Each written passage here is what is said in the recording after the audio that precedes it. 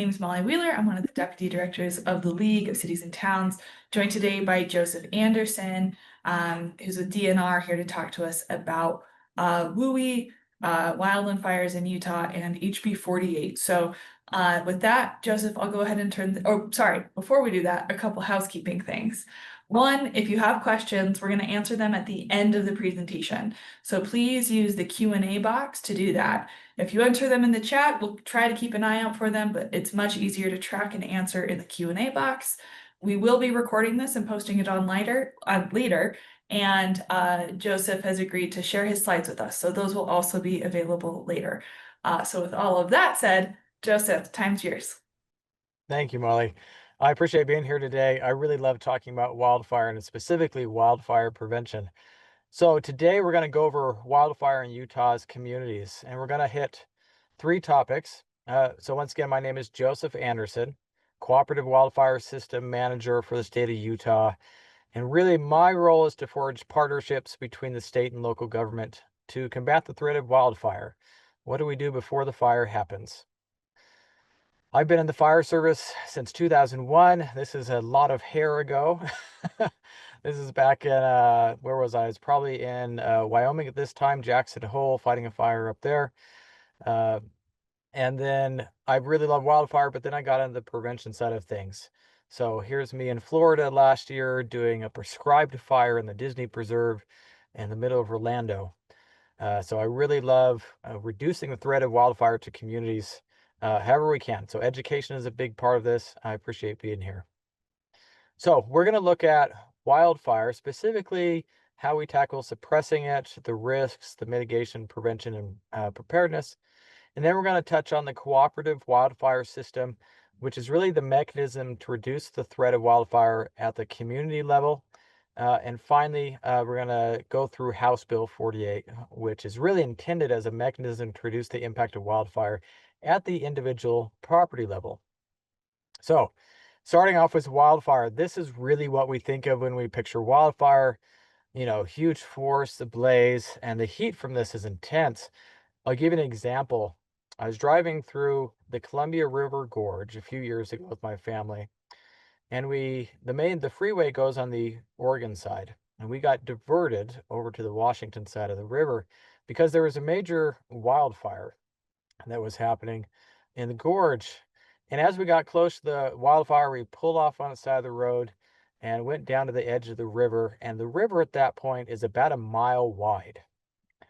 We could feel the heat from the fire from a mile away. It's that intense. And that's really what we're talking about, is how to reduce the potential of something like this. This is what we don't want to happen. These big fires that are up in the treetops, really destroying our forests and then getting into communities. This is what we're trying to avoid by what we're talking about today. So really in Utah, here's where the fires meet the people, right? This is what we want to avoid. This is usually kind of more what it looks like. It might look less like the big fire of the forest. It might look more like grassland, perhaps, if you're out in the West Desert or down south in some areas. Either way, whatever the situation is, whatever the fuel type is, we want to make sure these communities are protected from that wildfire. And really what we want to avoid ultimately is urban conflagration, which is what you see here. This is a photo taken in January in California, the big fires they had around Los Angeles. This is really what we're trying to stop by taking action beforehand. So let's look at understanding a little more of wildfire itself, exploring what those risks are and what we can do to reduce those risks. Starting off with understanding wildfire. Now, I have a short video clip. This is 2 minutes, and it really highlights the difference between what we think of as firefighting in town, right? When the fire trucks come to the house fire, what that looks like versus what it looks like when the crew is going out on the mountainside tackling that fire. So we're going to watch this just for 2 minutes.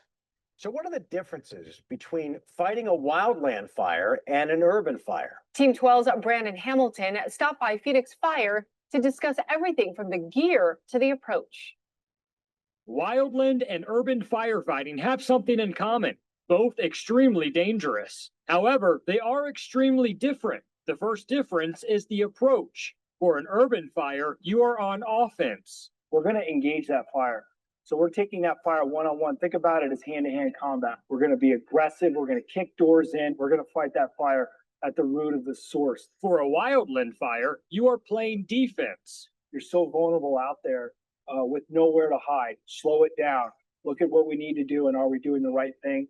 Reevaluate, move your troops back. When it comes to an escape plan, a building fire allows more options. If anything goes wrong, a roof collapse, a flashover, something that we didn't predict would happen, we jump out a window, we run out a door. We can extricate ourselves from that intense firefight. A wildland fire, not many options. You're there. There's nowhere else to go. They're running for their lives. Another major difference, the gear. Wildland helmets are lightweight and don't provide a lot of protection. Urban fire helmets are about 10 times heavier. An urban firefighting jacket weighs about 20 pounds. This right here, you're going to be able to be in very inhospitable environments, great amount of heat. This right here is made to work all day, 12-hour shift working in the forest. Also a big difference with breathing. So as a wildland firefighter, you know, I'm not wearing a mask. I'm not on air. I can't go directly into the fire. Hats off and the utmost respect to the men and women risking their lives fighting both urban and wildland fires. Okay, so that gives you a little overview of the differences here, because we want to take what we know about structure fire and then learn more about the wildland side, because they are very different. And we're going to do that first through looking at the fire triangle. This might be familiar if you ever had a science class. The three main elements of fire, oxygen, heat, and fuel. If you remove any one of those elements, you can stop the fire. Now, on the structure side of things, what we're worried about is the heat, right? They're not going to tear down the house. You can't get rid of the oxygen. What they can do is pour a bunch of water on it to cool it down, to stop the fire. Wildland's a little bit different. So same fire triangle, but you can't just cut down the whole forest. You can't dump so much water on it that it's going to put it out. You can't get rid of the air, but you can reduce the fuel. And how that works is you basically dig a line down to bare dirt. So there's nothing more to burn. So the fire burns up to that line. It's burned what fuel it can, and it stops. That's really how wildland fire is dealt with. And then we can come back and deal with the little pockets of fire in there. But we're really trying to get a line around it of bare dirt, eliminate the fuel. But you'll notice that, so you see a difference in how we fight wildland fire versus structure fire. And we also want to compare that to the fire behavior triangle. So this is what we use when we're fighting fire in the forest and in the grasslands to understand what that fire is going to do. There's three elements of that. There's topography, there's weather, and there's fuel. So obviously hot and dry is going to be very different than a little wet and rainy. Also, if it's a flat land, that's going to be very different than, a canyon with some high ridges in it. And the fuel type, is it grass, is it heavy timber? All those things play into the equation of what that fire is going to do. What you'll notice on both of these triangles is the fuel element. This is going to be a major part of the conversation today, is how do we address that? Because that's the thing we can control. We can't control the weather, we can't control the topography, we can't control the oxygen or the heat. We can do something about the fuel before the fire happens. Now let's shift a little bit and look at the risk. When we're evaluating wildfire risk, we're looking at the hazard times the vulnerability in those communities. And these have four different elements. What's the likelihood of a fire starting? What's the intensity going to be of that wildfire based on what we talked about before? What's the fuel like? What's the topography like? What's the exposure to that community? How close is the forest and the wildland to the community, and the susceptibility of that community? Have they taken actions to reduce the risk? Have they not? All these factors play into account when we're looking at wildfire risk to individual communities. Now, we use the data that we have, especially Landsat data and fuel data and location of communities to develop advanced mapping software. This is Utah Wildfire Risk Explorer. Highly recommend you take a look at this tool. This is available to everyone. Got the QR code up there. You can snap a photo of it. And then there's the link wildfirerisk.utah.gov. There's a lot of wonderful tools in this software package to allow you to really dial in and understand the risk at your individual community. But looking at the state of Utah, you'll see the darker the color, the more red, the higher the risk. So it's about what you'd expect, right? Highly populated areas where you have the urban area meeting the wildland, like along the Wasatch Front, the Wasatch Mountains there, lots of red. You get down to St. George, again, a larger community, a lot of nature around it. You got some more red. So it's about what you would expect. But I'd encourage you to go into this tool and zoom in on your community to better understand what the risk looks like there. Okay, now we talked before about urban conflagration, that what we really want to avoid within the context of Utah's wildfires. We've been very lucky in Utah to not have a major casualty event or major destructive events like we've seen in other places. The big lesson that we get often in the wildfire community is the campfire from a number of years ago that burned up the town of Paradise. We have a lot of lessons learned from this one. You can see this is what it looked like after the fire went through. And we'll mention this a couple times later in the presentation about some of the lessons and what we can do to reduce those risks based on the lessons learned from this fire. This is what it looks like from space. This is insane. Like, this is the level of catastrophe that we want to avoid here. And it is possible to take meaningful steps to reduce the risk so we don't see something like this in Utah. Catastrophic fires have significant consequences. The obvious ones are the loss of life, property, income, and resources. After the fire goes through, though, with that vegetation gone, you have soil erosion, you have major flooding, and all of that material that comes down the waterways causes damage to municipal water supply. We've seen that here in Utah. Central Water had $40 million worth of damage to one of their facilities from soil erosion from a wildfire. So definitely things we want to look at and how we can reduce the impacts of that. Of course, when the fire is happening, you have the air quality impacts, water quality impacts. You have habitat, wildlife habitat, destruction of the natural resources. No one loves to look at these huge burn scars on the mountains. You have the disruption to critical infrastructure. Right, if a wildfire goes through and takes out power stations or communication towers, this wreaks havoc in communities. So this is what we want to avoid, and this is what we're talking about today. So what can we do to reduce that wildfire threat? And this comes in 3 different categories. First, wildfire mitigation. This is the major focus, right? How can we change the fuels so that they're not going to create that catastrophic event? By reducing the fuels, we can reduce the potential size, intensity, and complexity of wildfires by treating those hazardous fuels that surround communities. It also means we can improve the fire resilience of structures in the Wildland Urban Interface, and we'll dive more into that in HB 48 section. Okay, on top of mitigation, we can do better to prepare for wildfires for when they happen. That means increasing suppression response capabilities, right? You're getting more fire engines, you're getting better training and equipment for the firefighters. It also means improving the ingress and egress of at-risk communities. A great example that we've worked with here in the Salt Lake area is Mount Airy. It's a small community of, I think, about 50 homes up the Cottonwood Canyons. That's a 1-lane road, so one way in, one way out. You can't have cars passing each other. So if a fire happened in there, there's a big risk. So they have recently done work to increase the parking area down below so that they can evacuate more people and have areas to stage fire trucks to go up into the communities. So they're taking active steps to address that risk. So that's something that every community can do that's at risk.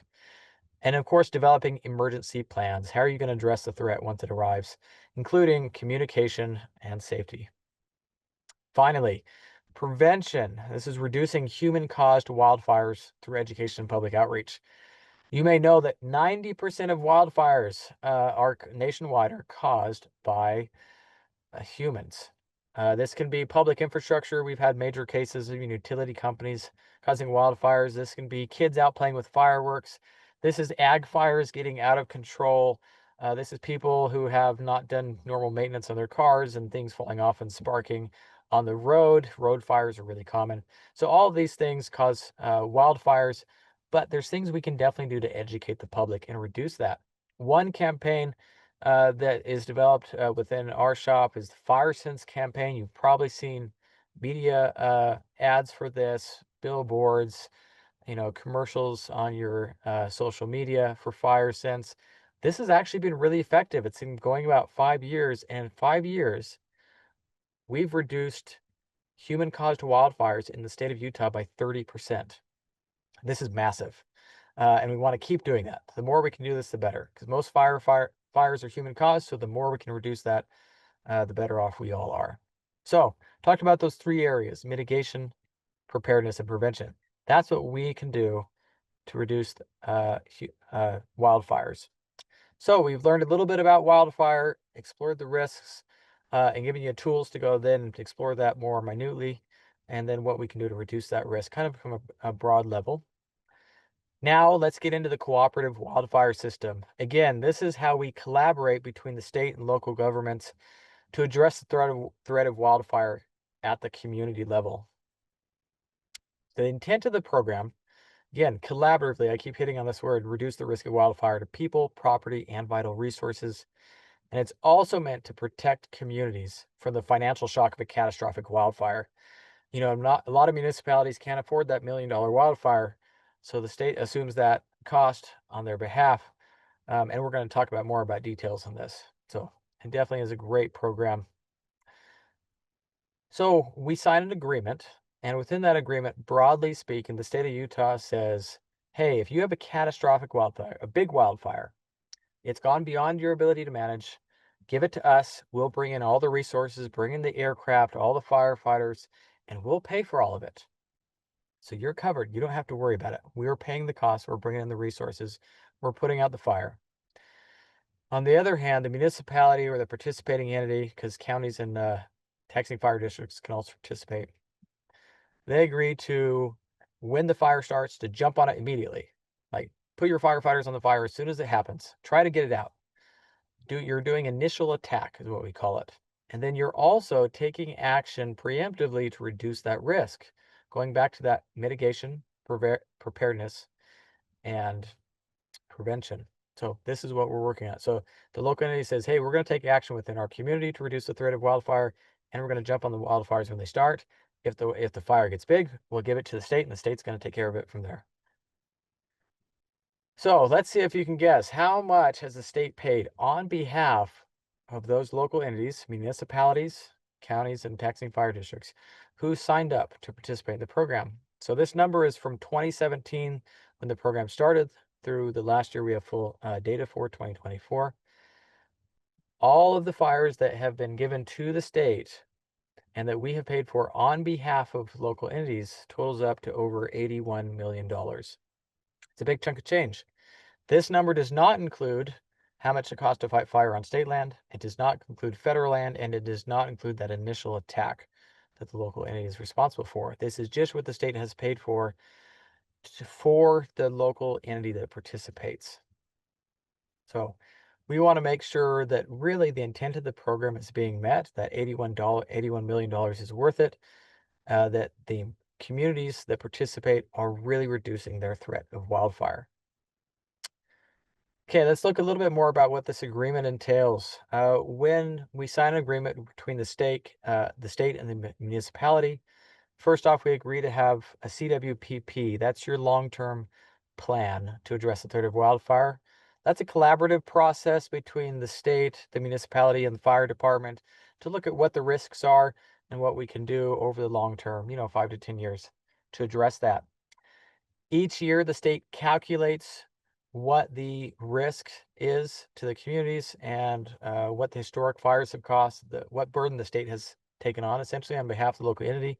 And we have a formula to develop a dollar figure of risk reduction activities that you're expected to meet at the municipal level to continue to participate in the program. So that's the PC statement.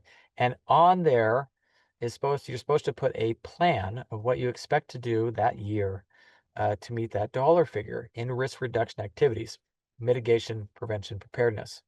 Of course, you go out and do that great work. And then at the end of the year, that's reported on. And then we take a look at those and approve those actions that qualify. Initial attack we talked about, going out and jumping on those fires when they happen.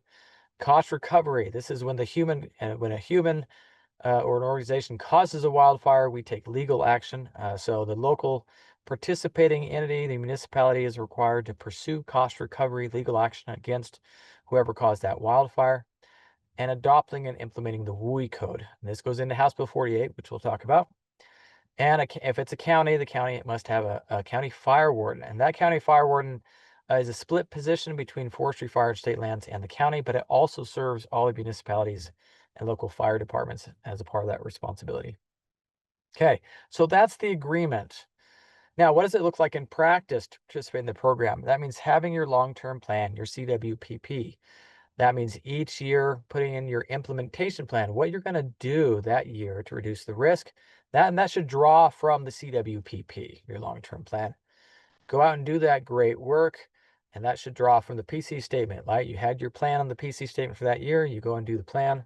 Doesn't mean you can't do extra, but really we should be able to draw a line between the CWPP, the PC statement, the work on the ground, and of course, what's reported on at the end of the year within the CWS reporting software.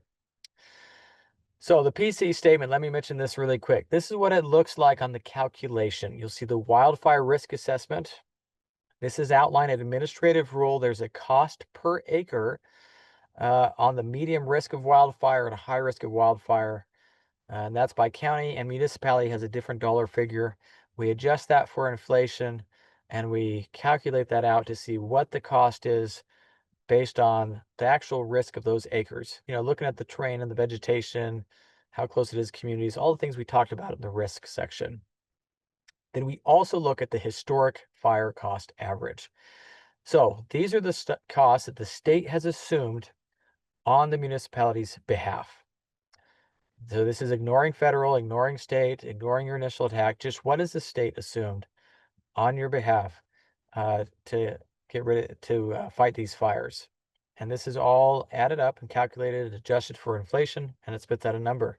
Now, we do remove the high year and the low year, right?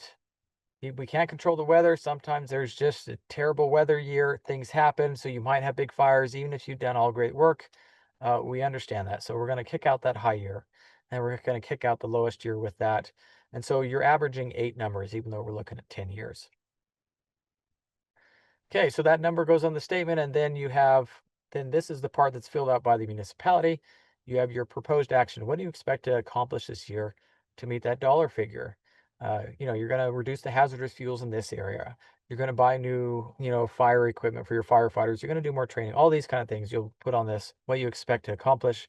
Relate that to your long-term plan, your CWPP, and estimate what the value is. And so we just want to see that, hey, you have a plan to meet this commitment, and we both sign it. That's signed by the chief executive at the local level, usually the mayor or city manager, and then signed by the area manager of forestry, fire, and state land, saying, hey, the things you wrote down here, we approve of these actions.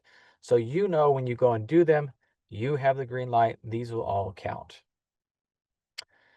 The things we're really hoping to see on those PC statements and work done is really reducing those hazardous fuels. Going back to that mitigation, right? This is the biggest impact we can have, is reducing some of that fuel load to better protect communities. Increasing suppression resources, better training, better equipment, all of that for the firefighters. Public outreach, we talked about fire sense, more education. It makes a big difference in reducing human-caused wildfires. And then the WUI lot assessments, which we'll get into in HB 48. So at the end of the year, all that great work that's done is reported in the software system. Here's a quick snapshot of what that looks like. This is one from a couple years ago, North Tooele. They do great work up there. And they did close to $100,000 worth of work in their community.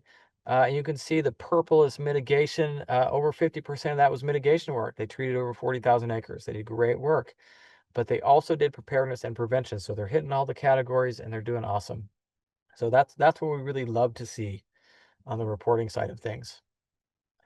Now you might ask, what if, you signed the agreement, but you completely forgot to do anything about it? Well, if there's anything missing, we're going to look at compliance, right? All the elements of the statement. If there's something missing, like, hey, we haven't seen reporting for this last year. So what that does, we're going to send you a probation letter and say, hey, we noticed something missing. Let's get it fixed. We're going to give you a deadline. It's going to be, it's going to be generous, but give you enough time to, reasonably do it. Let's say the end of the year. You got lots of time. So let's say we notice this in April. We send you the probation letter and we say, please get this reported for last year by the end of the year. So you got plenty of time. Summer happens. You have a couple fires go, right? While you're on probation, you're still covered. The state is still picking up the tab for those big fires that you kicked over to us. But end of the year comes, nothing's done. And there's no real intent to do that. So unfortunately, you're booted out of the program. Now, the challenge is once you're not participating in the program, you're responsible for those wildfire costs from the initiation of probation. So remember those fires that happened during the summertime while you're on probation? Well, now you're going to get a bill for those because they're legally your responsibility. And then, of course, everything moving forward as well. We don't want this. We want your participation. We want to support you. So please work with us if you're seeing any issues and staying in compliance. And we want to help you out and make sure that you're covered and that the wildfire risks are being reduced in that community. Okay, a question I've been getting quite a bit is on the new cooperative agreement. Some of you might know that the previous agreement expired the end of last year and the state forester said, hey, we're going to honor this until we get the new agreement released. So any day now we'll have the new agreement. I've been having meetings on it every week for the last few weeks. So we expect it very soon. But once that's released to you, then the previous agreement is no longer valid. So to continue in the program, you'll need to sign the new agreement. This agreement incorporates recent legislative and policy changes. There's been a number of bills that affect the program the past couple of years, and so you'll see that reflected in the agreement. Now, we want to make sure that you're compliant, and we aren't doing full compliance audits of every aspect of the agreement. Really what we're looking right now for is intent. Have you signed the most recent PC statement, the 2025 PC statement? Meaning, do you have your plan, what you expect to do this year? And have you reported everything for the previous year, 2024? If you're up to date on reporting, you've done great work, you reported on it, and you got your plan for this year, you're obviously meeting the main intent. You're actively trying to participate. We'll work on the other stuff in the agreement, but this shows intent. So if you got this done, you can continue to and sign the new agreement. So if you're not sure, because many of you delegate that to fire department, just double check with your chief and make sure that you're up to speed on reporting and the PC statement. Okay, again, all this goes back to the intent of the program, which is to collaboratively reduce the risk of wildfire to people, property, and vital resources, and also to protect communities from the financial shock of that huge catastrophic wildfire, the $1 million wildfires. Okay, so stepping out of CWS, let's look at the Wildland Urban Interface Modifications. House Bill 48, the main reason you're here today, probably. And this affects CWS and wildfire in general. Now, Wildland Urban Interface, we say WUI. We can all laugh at that. It's kind of a funny pronunciation.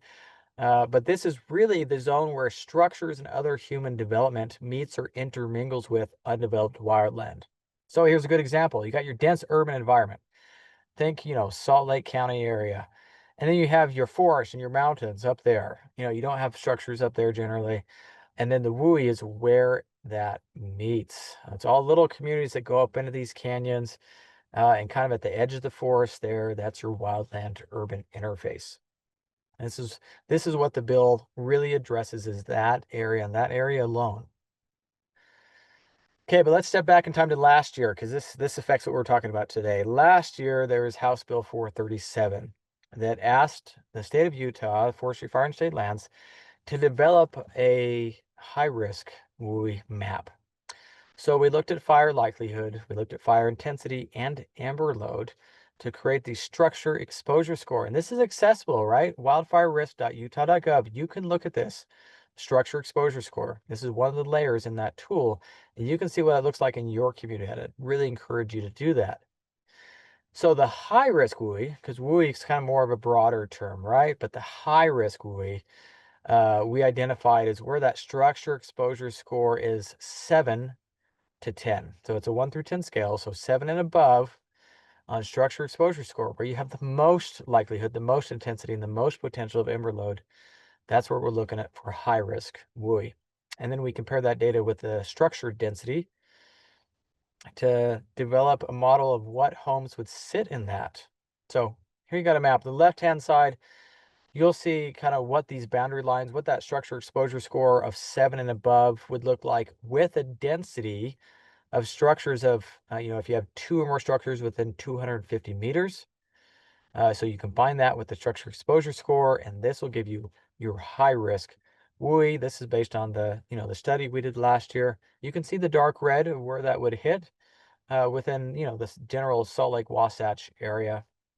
On the right hand side, you'll see individual address points. I pulled up an example of Snyderville.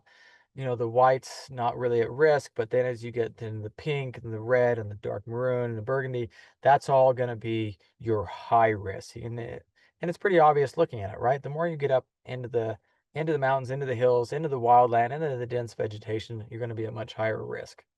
So that helped us create that map for the high risk wildland urban interface. And within that, there was over 80,000 homes in the state of Utah. So this is what we're looking at right now. Who is this going to affect when they came out with HB 48? And we're looking at about 80,000 structures in Utah. So what prompted this? Of course, you have the increasing frequency and severity of wildfires. We've all seen this, right? It's getting warmer. They're getting worse. They're getting more frequent. There's a lot more people, a lot more fires getting started. So what can we do about it? We also looked at the loss of insurance to property owners. We've all been getting phone calls. I'm sure you have at the local level. We also have at the state level. Hey, my insurance dropped me.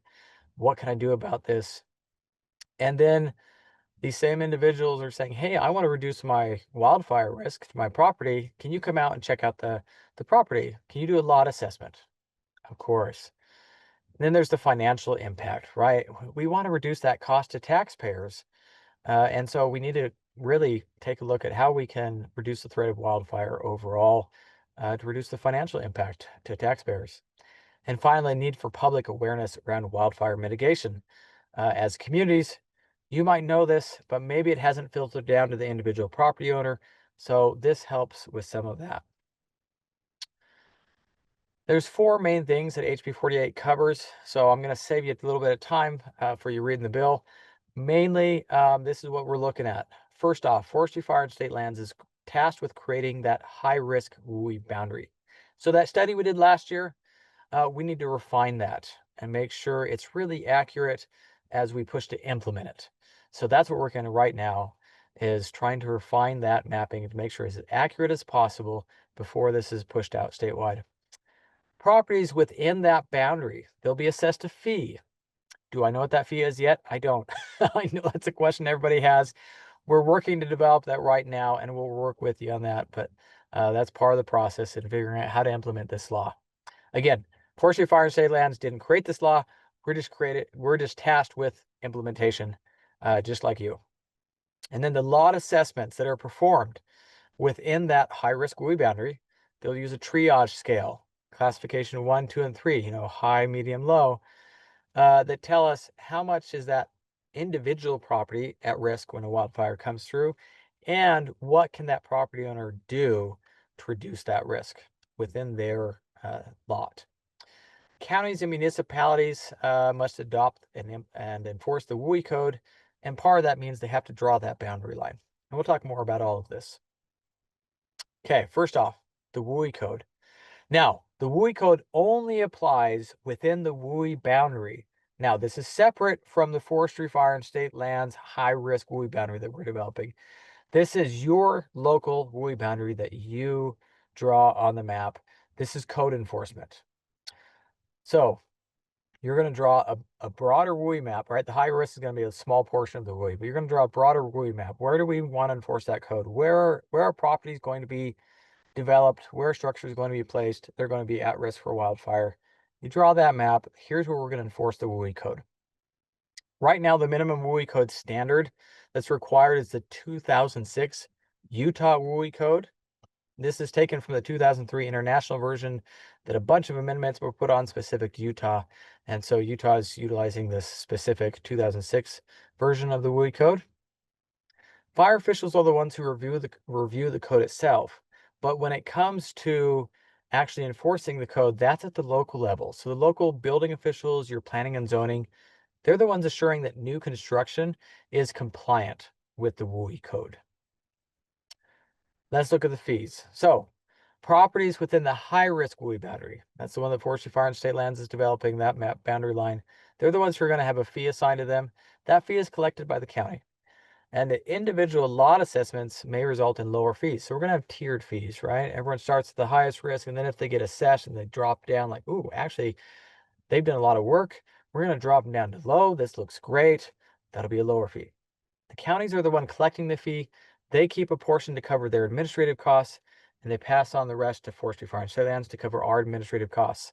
This is not a profit-making venture. We're intending to only assess fees enough to cover the costs of doing this work. Now, let's look at lot assessments. So these are requested by the property owner. We can't just walk on anybody's property willy-nilly. We're not going to do that. When they call us, we're going to go out there. And they can be performed by anybody. So this is not restricted. It can be Forestry, Fire, and State Lands. This can be county. This can be municipality, your local fire departments. This could be a contractor. Anybody who becomes certified can do these lot assessments. And part of what we're working on right now is the prescribed standard methodology. So we're trying to develop that so that everyone's going to be doing it the same way across the state. So whether you're in St. George or Logan, that lot assessment is going to look exactly the same. That triage scale, that'll identify the 3 levels of wildfire risk and the potential actions the homeowner, the lot owner can take to reduce that risk. Now, these assessments, these fees are going to be assessed per square footage of the structure. I think it's important to clarify that. So, and of course, it'll include that home fire resistance or home hardening. You know, what materials are included in building the home, and additionally, the survival defensible space. What's the vegetation look like around the home, and what can be done to reduce the threat of wildfire there? Let me mention a little bit more about home hardening survivable space, often called defensible space.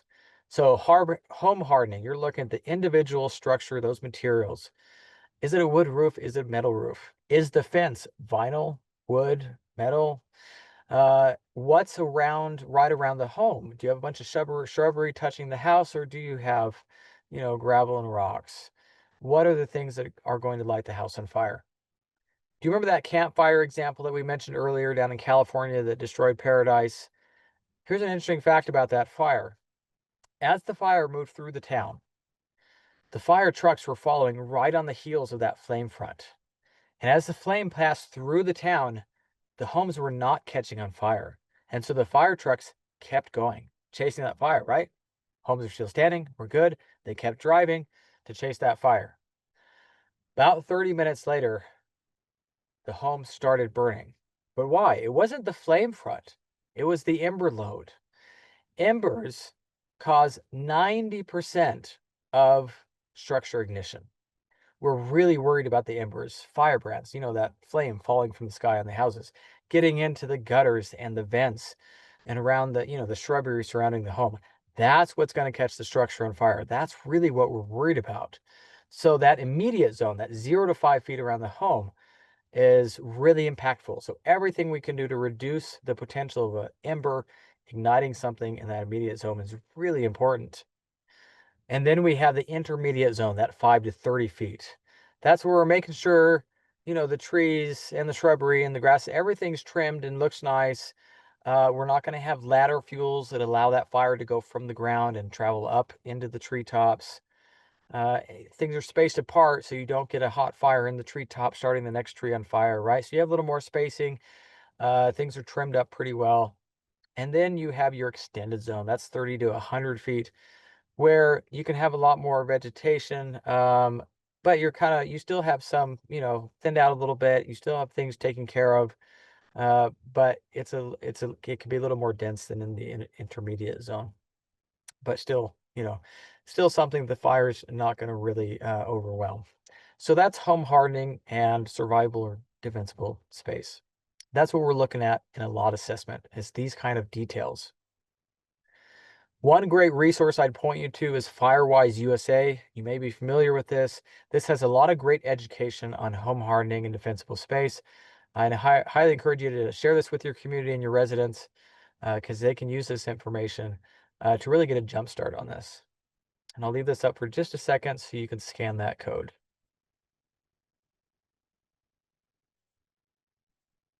Okay.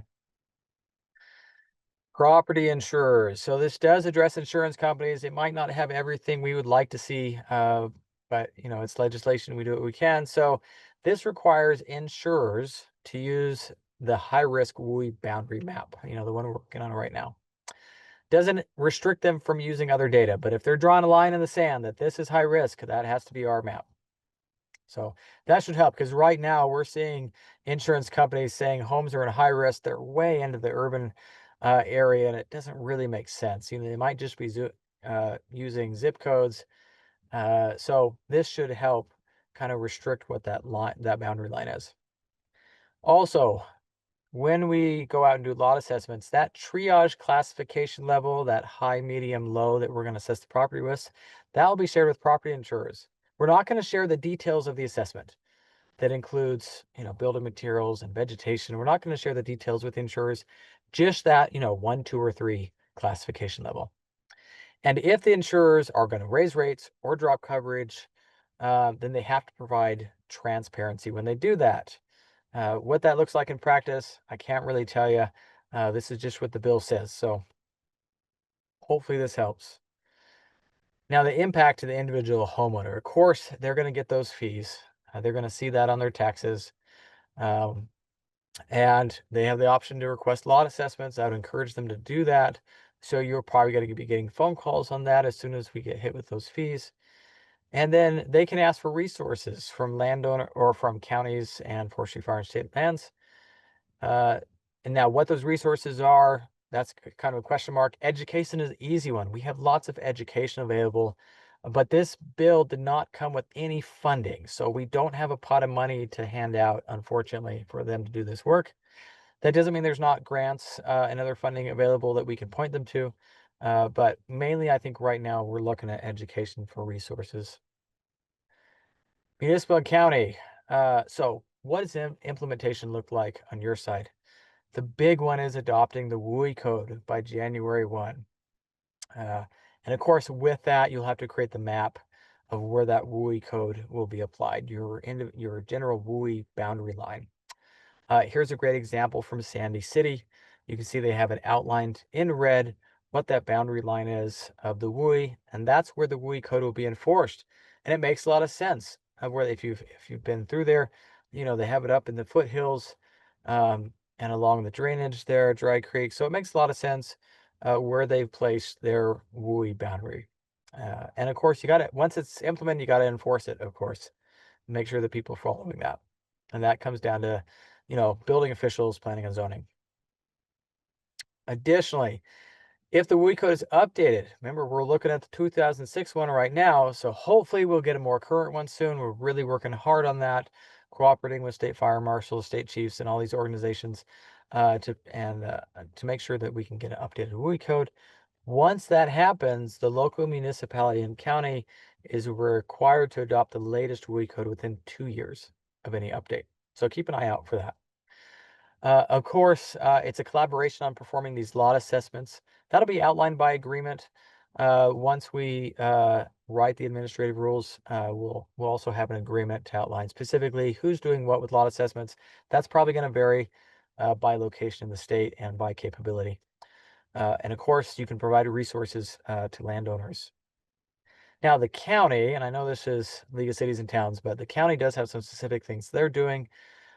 They need to assess the property owners within the high-risk WUI boundary with the fee.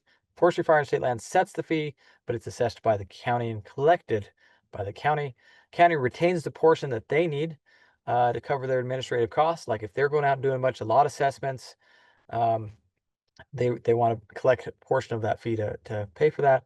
And then whatever remains from that is transmitted to forestry, fire, and state lands to cover our costs of going out and same, doing those lot assessments, managing that database of information, all of that. Okay, on the forestry, fire, and state land side, of course, we're working on that boundary line for the high-risk WUI.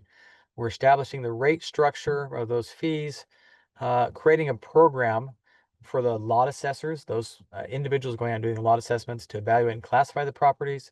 That way we're all doing it the same way. And then creating a software package that they're going to use to do the assessments, and where all that information is going to live and be accessible to the property owner and the insurers in a limited fashion.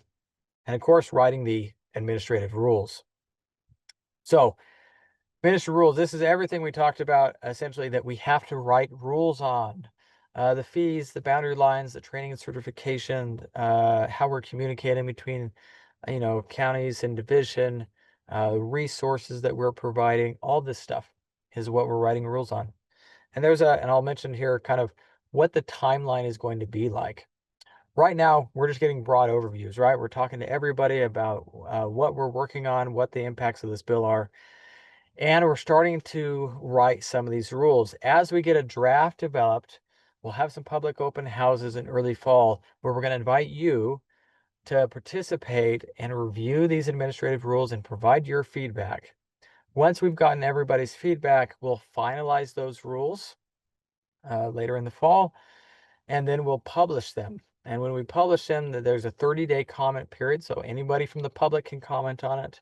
And then they become effective in January 1. And then they become, by effective meaning, then they're law, state law. And then the first fees will be assessed after that on the 2026 taxes. So that's the timeline of when we expect this all to happen. To summarize, HB 48, of course, Forestry and Fire and State Lands is outlining that high-risk WUI boundary. The local municipalities and counties are drawing their broader WUI boundary where the WUI code is applicable. The county is assessing the property fees, given by Forestry, Fire, and State Lands, and the municipalities and counties are adopting and enforcing the WUI code within their jurisdiction, and we're all performing lot assessments. So that's HB 48 at a high level. So to summarize, today we've talked about wildfire, what the risks are and what we can do about them. We talked about the cooperative wildfire system, which means reducing the threat of wildfire at the broader community level. And then finally, House Bill 48, which is really meant to reduce the impact of wildfire at the individual property level. Okay, that is all I have for you today. Thank you so much. And right now, I think we're open to questions. So I'm going to kick it back to Molly on the questions. Excellent. Thank you, Joseph. Yeah, so if you have any questions, please feel free to enter them in the Q&A box, or if you're having a hard time with that, you can pop them in the chat and I'll keep an eye out there. Our first, it's, I would say, kind of more of a comment, or just kind of, I think, common frustration that we hear from a lot of our folks, which is fireworks. I don't know if you have any thoughts on that, but I think kind of a lot of concern that we can do all of these things, but if we don't have any way to regulate or potentially control fireworks, it's a huge risk. Do you have any thoughts on potential legislation your office is looking at, or any kind of best practices that you can share with folks? Well, I think that's a great question, and it is a real threat.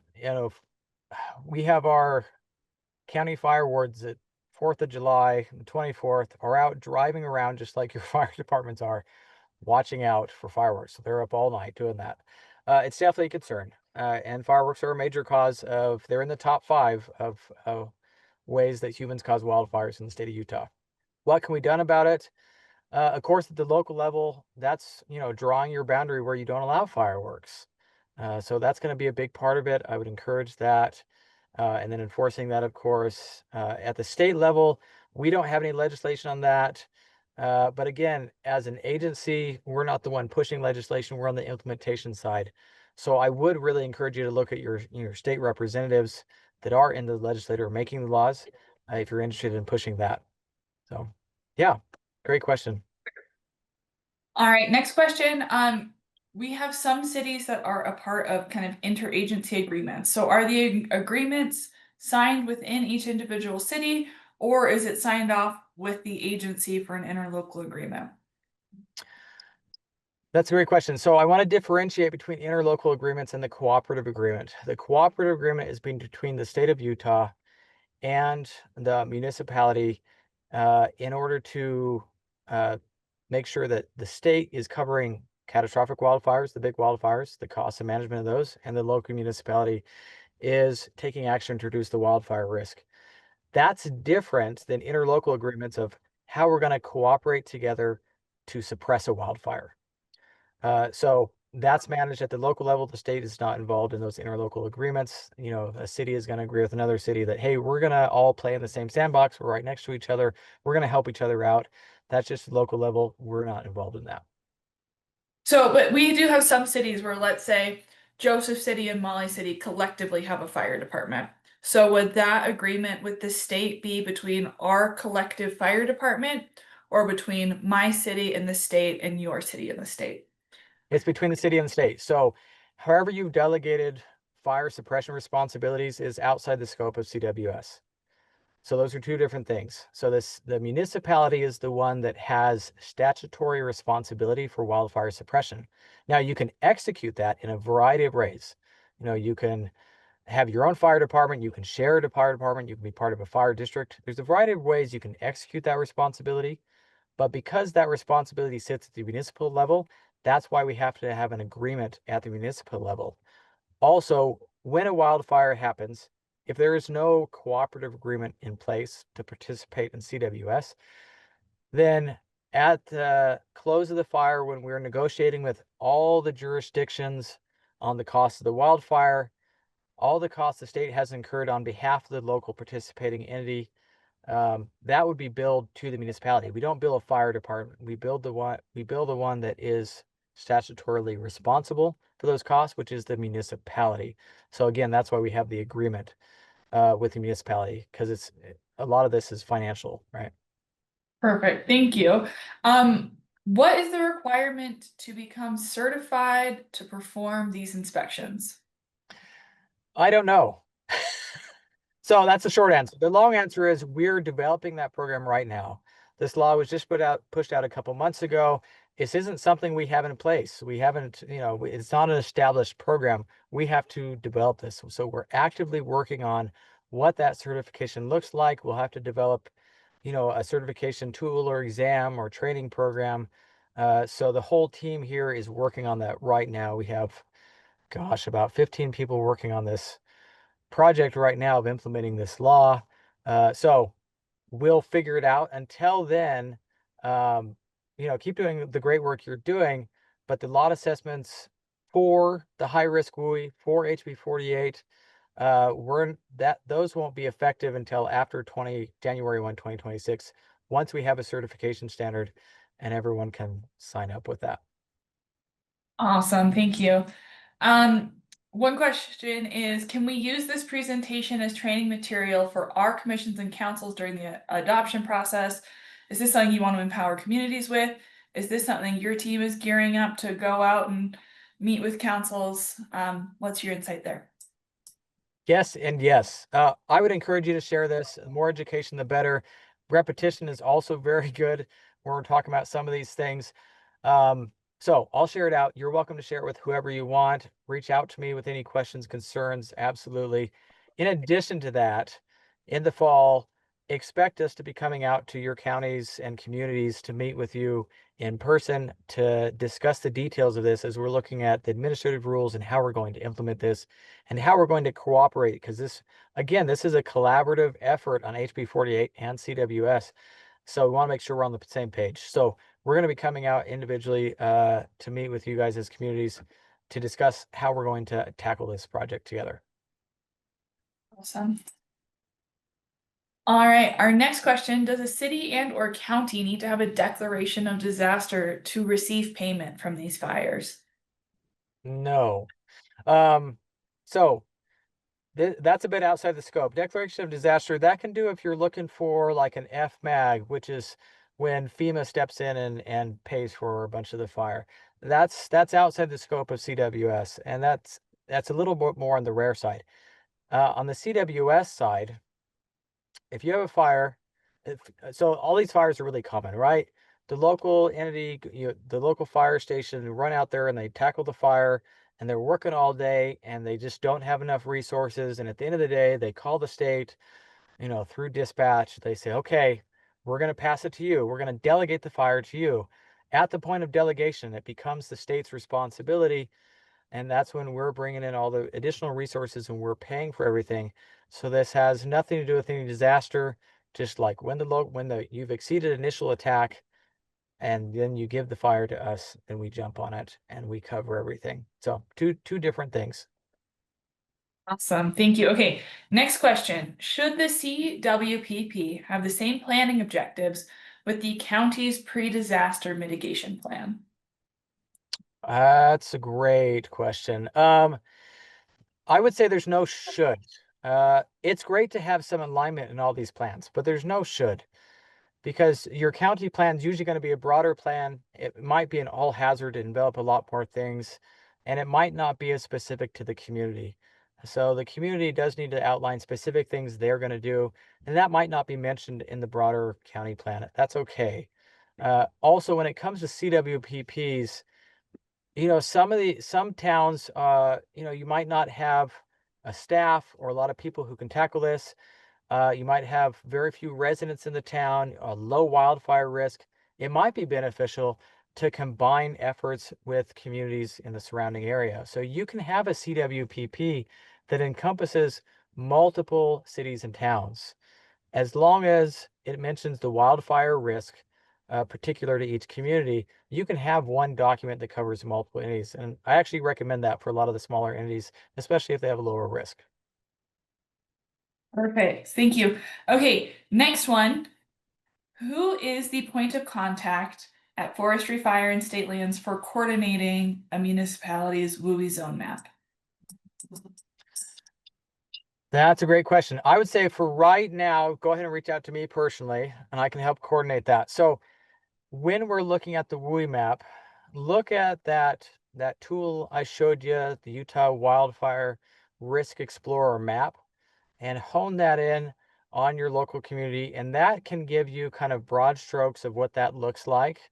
So that's the main tool that we're going to provide to you. And then you're going to want to specify that, by boundary lines, what the roads are and geographic features. That's going to for your planning and zoning. But feel free to reach out to me personally, and I can walk you through that process. Excellent, thanks, Joseph. All right, two more questions. First, is the law assessment you speak of the Appendix C fire hazard severity form? No, so this is going to be completely different. A lot of people, a lot of organizations and fire departments have been doing lot assessments, and it's been great work and really beneficial to the communities and property owners. But this is going to be a new form, a new system, different than what anybody has used before. Perfect. And final question, pre-disaster mitigation plans often prioritize mitigation actions that serve multiple purposes, i.e. stormwater, parks that are also playgrounds. What advice would you give for fire breaks that are also trails?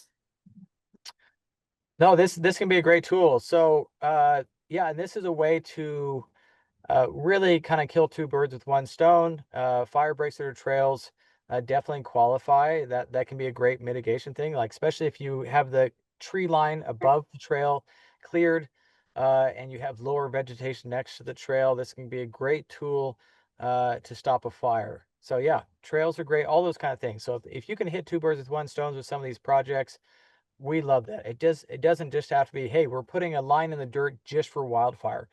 You can, have multiple purposes of this 100%. Awesome. Well, that is the last question we have, and we are right at 1 o'clock. So I feel like we should just take that serendipity and enjoy it. So if you have any remaining questions for Joseph, he has his email and phone number up there. You're always welcome to get in touch with us at the League. Again, we recorded this. We will be posting it online, and Joseph was kind enough to offer to share his slides with us, so we will make sure that you have access to those as well. And Joseph, we'll wrap it up there. Thank you so much for joining us, and we really appreciate it. Absolutely. Have a great day, everyone. Thank you. Bye.